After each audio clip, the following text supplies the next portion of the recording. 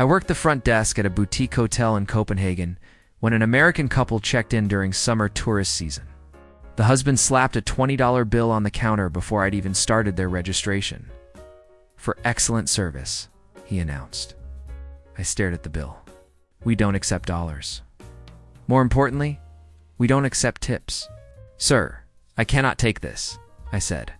His face fell like I'd insulted his mother. "What do you mean?" "I'm tipping you." I explained that tipping isn't customary in Denmark. We earn proper wages. He looked genuinely distressed. "But how will you know I appreciate you?" His wife touched his arm. "Honey, just let it go." He couldn't. He left the 20 on the counter and backed away slowly, maintaining eye contact like he was feeding a nervous animal. When they returned that evening, he asked if I'd found his tip. I'd placed it in an envelope with their room number. He looked betrayed. "You're supposed to keep it," he said quietly. "It's for you," I explained again. "No tipping culture, good wages, different system." He shook his head. "Then how do people survive here?" The next morning, I found $5 tucked under the desk phone. He'd tried to tip me secretly. 3 more times during their 4-day stay, I returned his money. He tipped our housekeeper, who returned it. He tried tipping the breakfast attendant, who looked confused. On checkout day, he seemed exhausted. "I just wanted everyone to know they did a good job," he said sadly. That bill stayed at our desk for weeks as a conversation piece. My friend in Tokyo told me an American tourist tried to tip her 5,000 yen after she gave directions on the street. She's not even an employee of anything, just a person standing near a train station. He insisted it was for her time and knowledge. He refused 6 times.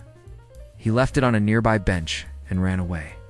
She had to chase him down to return it because leaving money in public felt wrong. He seemed personally wounded. This is about Americans who truly, desperately need to tip, even when told repeatedly not to. I manage a small family restaurant in Reykjavik. An American family of 4 came in for dinner on a Friday evening. Everything went smoothly. They loved the lamb, complimented the decor, seemed genuinely happy. Then the bill arrived.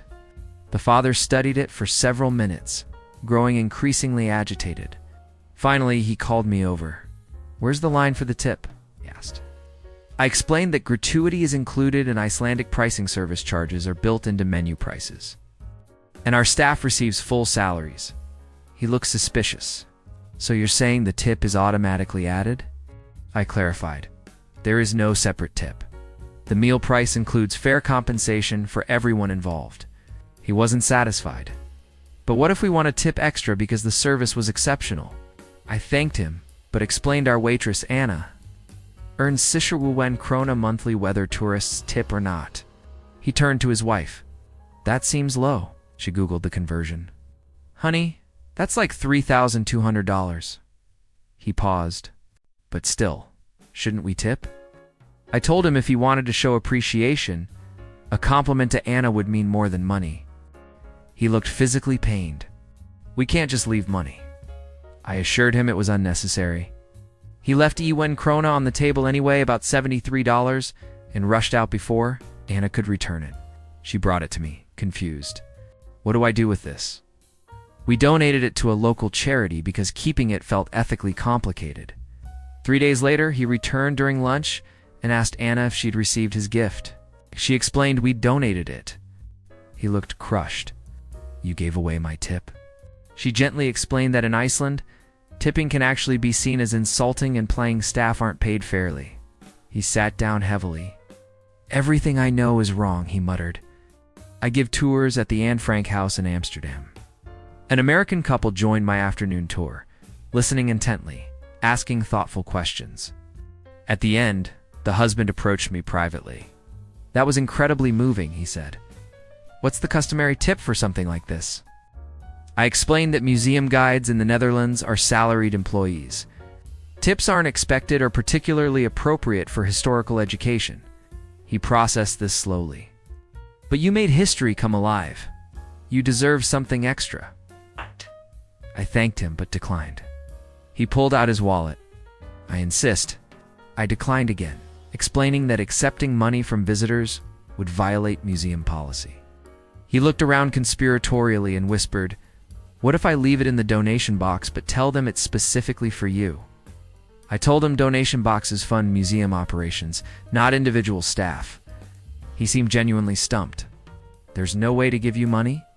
I suggested he could leave a positive review online or recommend the tour to others. He looked defeated. That doesn't feel like enough.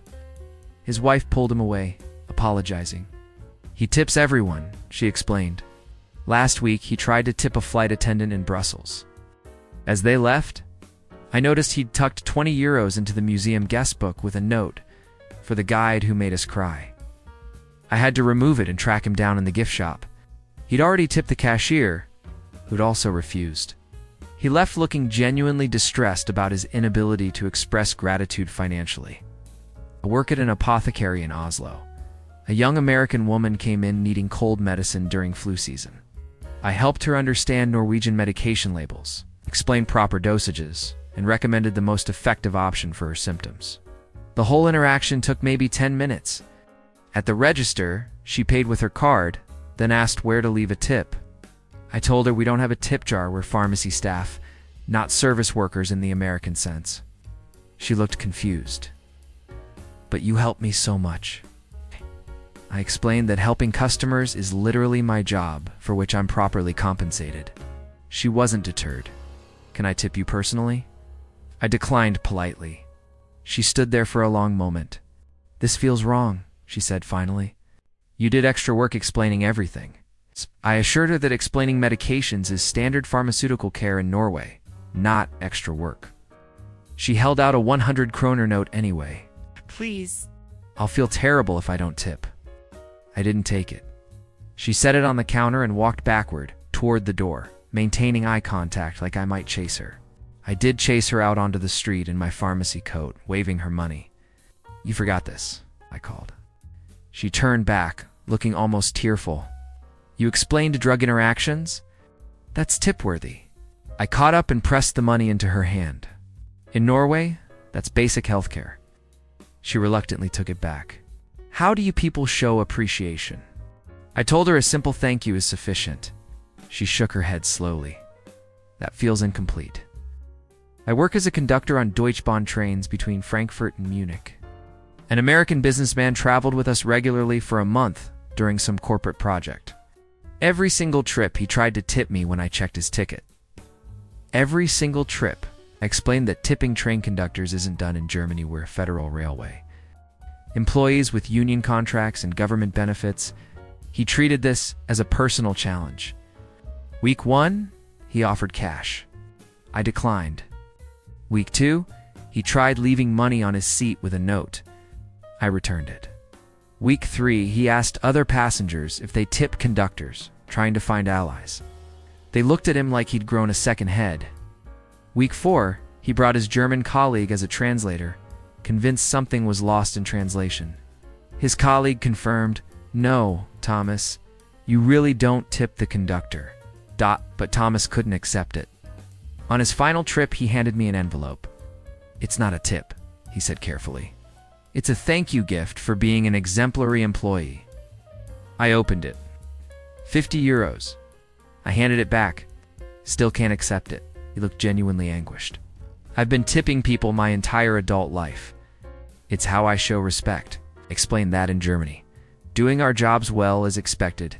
That's why we have strong labor protections and fair wages. He slumped in his seat. But I want to do something. I told him that acknowledging people with courtesy and respect is sufficient. He shook his head.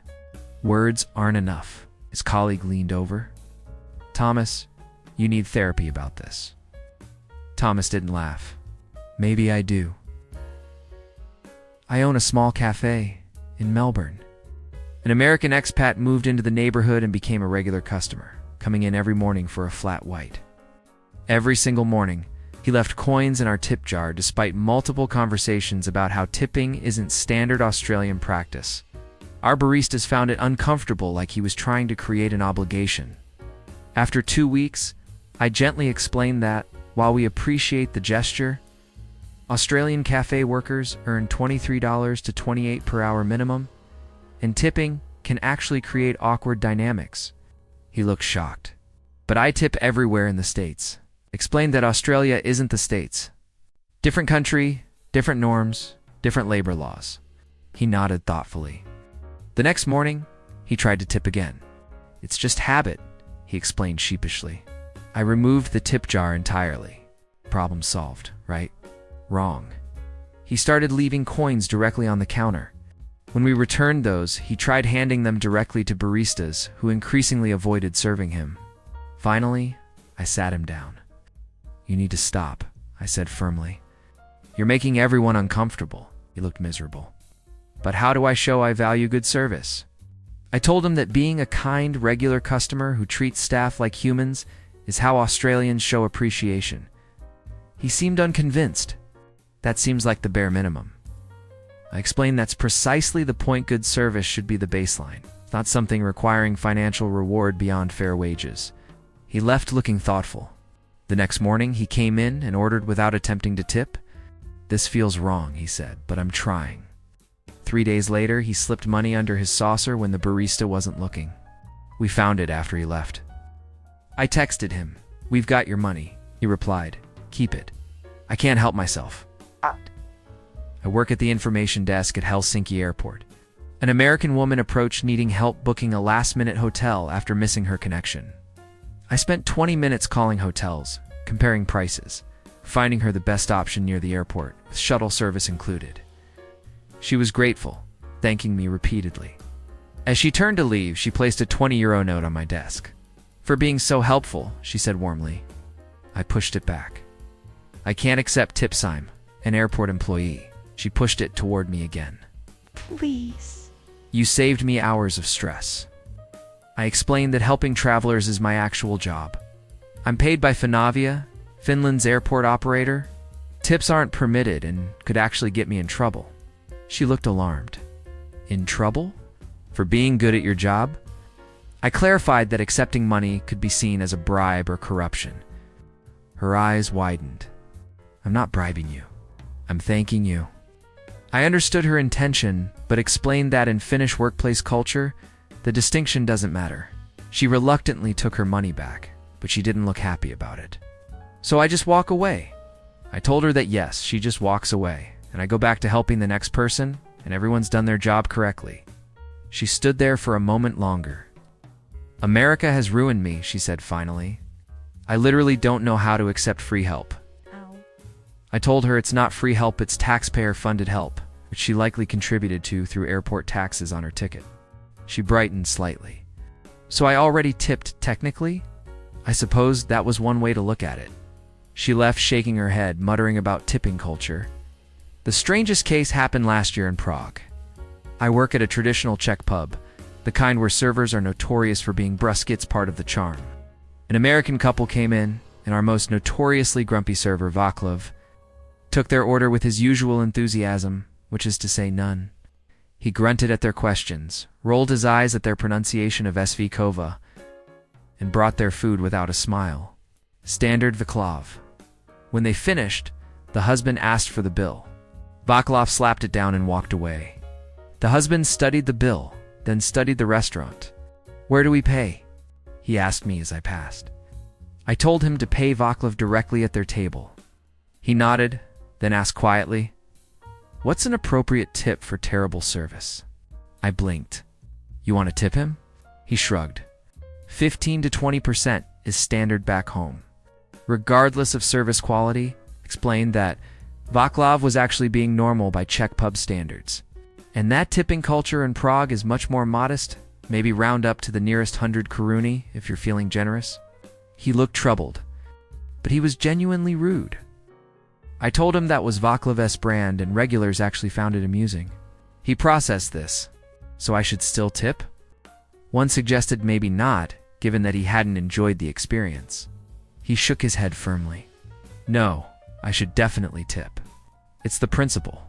He left 20% anyway. When Vaclav saw it, he came to me confused. Why did the American leave so much? I explained American tipping culture. Vaclav looked at the money, then toward the door where they'd left. That's insane, he said. Then he pocketed it and brought their forgotten umbrella to Lost and Found, which might be the closest Vaclav gets to gratitude. Here's what I've learned working in international tourism. Americans don't tip because they think we're underpaid or because service was exceptional. They tip because not tipping causes them genuine psychological distress. It's so deeply programmed that even when you explain the economics, the culture, and the potential offense, they still feel wrong walking away without leaving money. If you've got stories about Americans insisting on tipping where it's not wanted, or other cultural practices they couldn't let go of abroad, I'm collecting them. Drop your experiences below. I need to know we're not alone in this parallel tipping dimension.